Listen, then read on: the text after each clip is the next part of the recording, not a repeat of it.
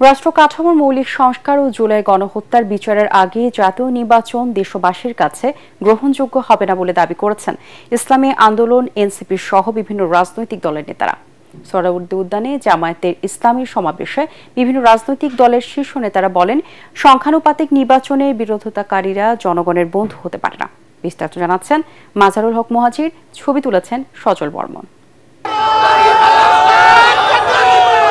স্মরণকালে সবচেয়ে বড় এই জনস্রোত জামাতে ইসলামীর ঐতিহাসিক সোহরাওয়ার্দী উদ্যানের জাতীয় সমাবেশে ঢল নামে লাখো মানুষের।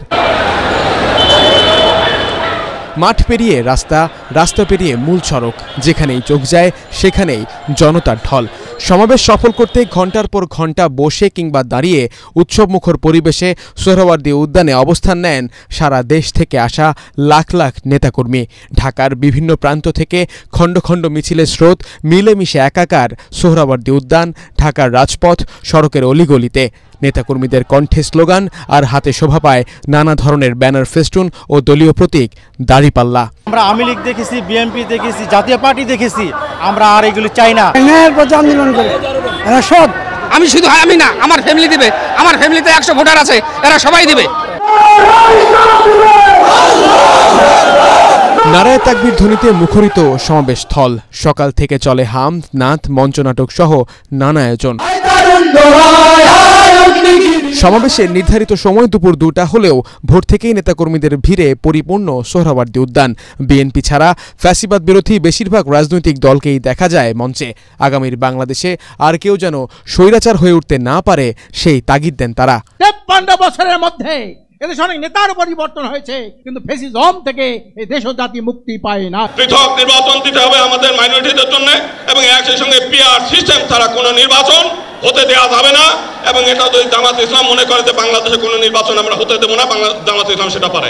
মানবাধিকারের নামে কোন কুরআন সুন্নাহ বিরোধী কোন কর্মকাণ্ড এদেশে আমরা বরদাস্ত করব না।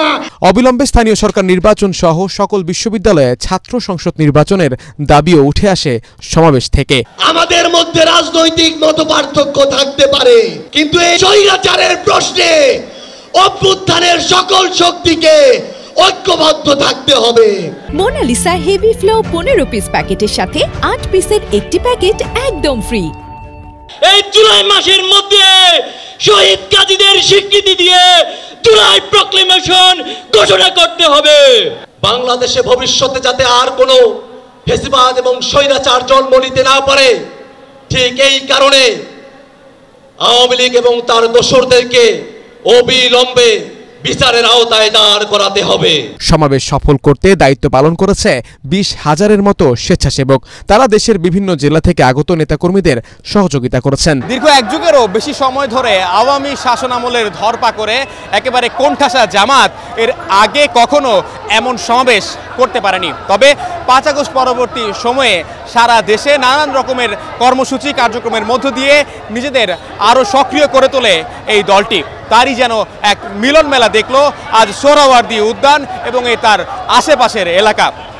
এই জামাতের সমাবেশ থেকে তাদের নেতারা বলছেন, এই সমাবেশ বাংলাদেশের রাজনীতির টার্নিং পয়েন্ট। এখন দেখার বিষয় আগামী নির্বাচন এবং রাজনীতিতে কতটা প্রভাব ফেলে বাংলাদেশ জামাত ইসলামী। মাসহারুল হক মুহাজির, এটিএন বাংলা, ঢাকা।